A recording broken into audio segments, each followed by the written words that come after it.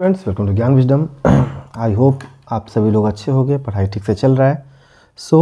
हमने आपको पार्ट ज्ञान फाइनेंस का जो पहला वाला जो वीडियो था, जहाँ पे हमने आपको यूनिट 1 और यूनिट 2 ये दोनों का हमने आपको इंपॉर्टेंट क्वेश्चन दे दिया था, वो सब जरूर कंप्लीट कर लीजिएगा। उसके अलावा आपका जो जो आपका सेकेंड पार्ट जो वीडियो का बनने वाला था, वो मैं आज लेकर आया हूँ। हालांकि इसका एक और पार्ट बनाना पड़ेगा, क्योंकि ये बेसिकली अभी जो हम कर रहे हैं ये हमारा आज हम करेंगे चैप्टर यूनिट नंबर आपका 3, ठीक है।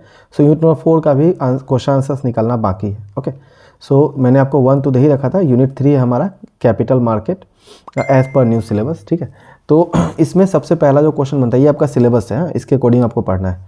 तो इसमें सबसे पहले आपको बनता है क्या है, कैपिटल मार्केट, इसके कंपोनेंट्स, ठीक है, या फिर फीचर्स एंड फंक्शंस। तो कंपोनेंट जो है प्राइमरी सेकेंडरी होता है, आपको पता ही होता है ना। तो यहाँ पे फीचर्स अपने को देखना है। तो फीचर्स और फंक्शंस, ये आपका यहाँ पे एडवांटेज पूछ लिया था 2024 में, 2024 में एडवांटेज पूछ लिया था।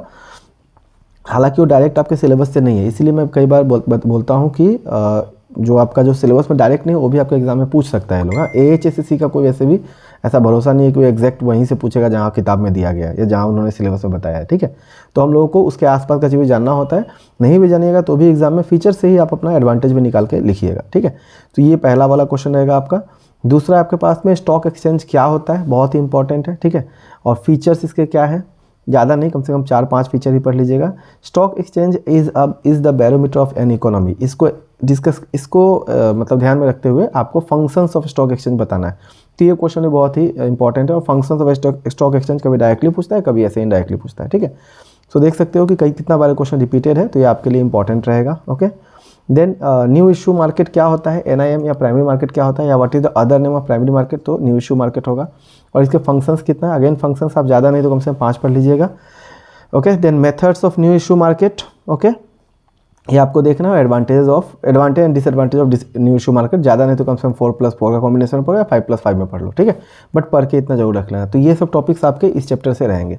ओके, देन उसके बाद में डिफरेंस बिटवीन कैपिटल और मनी। हालांकि डायरेक्ट आपके सिलेबस में नहीं है, बट ये भी आपके सिलेबस में है और ये भी आपके सिलेबस में, तो डिफरेंस भी पूछा जा सकता है। ओके, सो अभी तक तो नया वाला सिलेबस में अभी ऐसा क्वेश्चन आया नहीं था लास्ट ईयर। हालांकि लास्ट ईयर का पेपर आप देखो तो बहुत ही ज़्यादा वो पार्ट ए मतलब यूनिट 1 यूनिट 2 पे ज़्यादा उसका वेटेड था और 3 और 4 से कम वेटेड था। बट फिर भी आप जो हो मतलब पढ़ना तो पड़ेगा ही ना।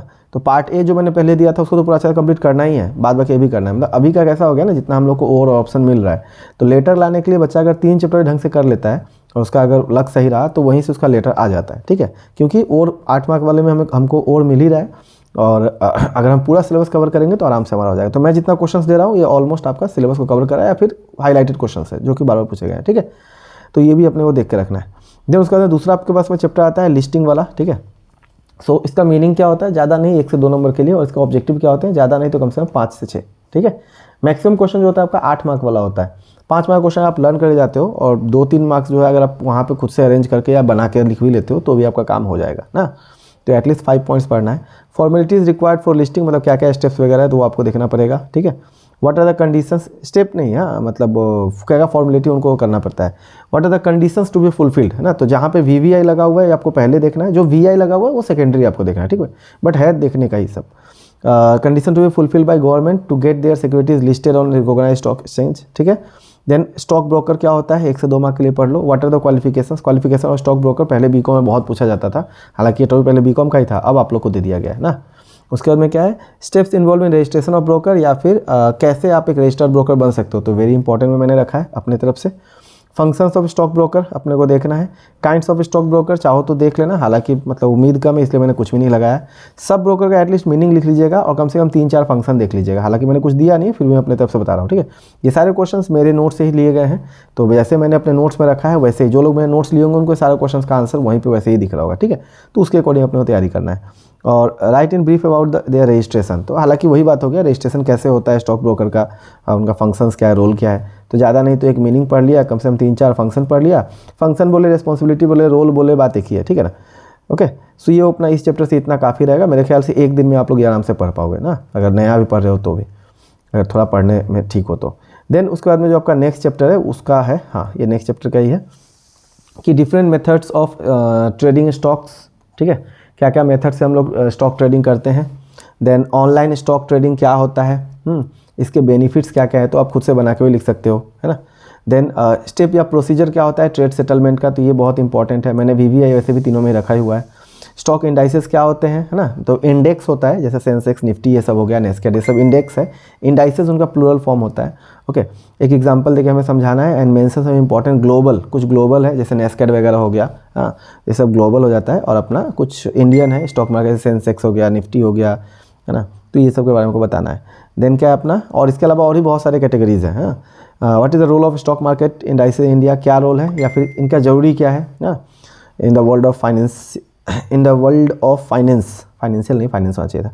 Right the meaning of investor, अच्छा ये मैंने ऐसे कुछ रखा नहीं है, बट आपसे हो सकता है 1 मार्क 2 मार्क वाले में पूछ सकता है कि डीमेट क्या होता है, डीमेटेरियलाइज, ट्रेडर्स कौन होते हैं, हेज क्या कहलाता है, ठीक है, डिपॉजिटरी पार्टिसिपेंट्स कौन होते हैं, बेनिफिशियल ऑनर, BO बोलते हैं इसको, है ना, इसको DP बोलते हैं, तो ये लोग कौन होते हैं, सब आपको इस चैप्टर से मीनिंग वगैरह देख के रखना है, ठीक है। और different types of market capitalisation, जैसे कि ये तो मतलब आपका ऐसे ही पता होगा आपको, एकदम लास्ट में बुक आपको दिया गया है कि स्मॉल कैप होता है, मिड कैप होता है, लार्ज कैप होता है, तो उसके हिसाब से आपको, ठीक है। तो यहाँ पे मैंने जितने भी दिए हुए हैं ये सारे क्वेश्चन आपको देखना है। मेरे ख्याल से 6 क्वेश्चन मैंने ज़्यादा इंपॉर्टेंट में टिक किया हुआ है, तो इसको आपको जरूर देख के रखना है, ठीक है। इसके अलावा और भी क्वेश्चन है इस चैप्टर में, बट मैंने बहुत सारे क्वेश्चन को हटा दिए हैं, तो जितना मैंने दिया इतना आप करके देखो, उम्मीद है एग्जाम में आ जाएगा। नाउ अगर आप लोग ऑल्टी वाले हो, ऑल्टी आप लोग को और चाहिए होगा, ठीक है, तो बेसिकली लोग अभी ऐप पे जो ऑल्टी खरीद रहे हैं उन लोगों को मैं शायद बता भी रखा हूँ, फिर भी उनको पता नहीं है, तो मैं फिर से भी बता देता हूँ। अब ऐप में भी मैंने अपडेट कर दिया है, तो वहाँ पे आपको ऑलरेडी एक ऑप्शन मिलेगा GW ऑल्टी करके, ठीक है। तो GW ऑल्टी जैसे ही आप वहाँ पे टाइप ऑलरेडी वहाँ पे रहेगा, आपको अप्लाई करना है, तो डायरेक्ट 50% का आपको ऑफ मिल जाएगा कोर्स पे, ठीक है। तो अभी भी से लेके भी आप पढ़ सकते हो, ओके। और जो ओरिजिनल नोट्स जो मेरा है वो आप वहाँ से पढ़ सकते हो, और मैंने जितने वीडियो क्लासेस दिए हैं तो ढंग से पढ़ोगे तो आराम से, साइंस वाले स्टूडेंट तो मतलब जो भी स्टूडेंट हो आप लोग, जैसे भी पढ़ते हो अच्छा से पढ़ोगे तो 4-5 दिन में भी आपके लिए काफ़ी नंबर बन जाता है, ठीक है। तो ये रहा हमारा फाइनेंस का इंपॉर्टेंट क्वेश्चन, जिसके लिए आप लोग मुझे मैसेज कर रहे थे। पर्सनली आप लोग मुझे ज़्यादा क्वेश्चन मत पूछा करो, मैं रिप्लाई देना 2-3 दिन से तो बिल्कुल ही बंद ही कर दिया हूँ, क्योंकि मैंने आप जो मेरे स्टूडेंट्स उन लोगों को पता ही होगा ना, जो ग्रुप वगैरह में है, तो उसके बाद जो है मैंने ज़्यादा मतलब अब इंटरटेन करना छोड़ दिया है। हाँ, बस यूट्यूब के थ्रू मैं आप लोगों को हेल्प करूँगा, और यही एक माध्यम रहेगा मेरे ख्याल से। ज़्यादा मतलब आप लोगों के साथ इंडल्ज होने में मेरे को मतलब एक तो मतलब 200-300 में से के रिप्लाई करो और ऊपर से फिर कुछ भी ऐसा हो जाए तो ठीक नहीं लगता है। चलिए ठीक है, सो आई होप इतना आप लोगों को समझ में आ गया होगा।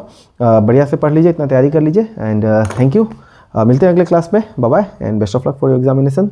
फाइनेंस का भी नोट्स अवेलेबल है ज्ञान विजडम ऐप पे, तो अगर आप चाहिए तो आप फाइनेंस का नोट्स भी आप वहाँ से ले सकते हो, ठीक है। Bye bye.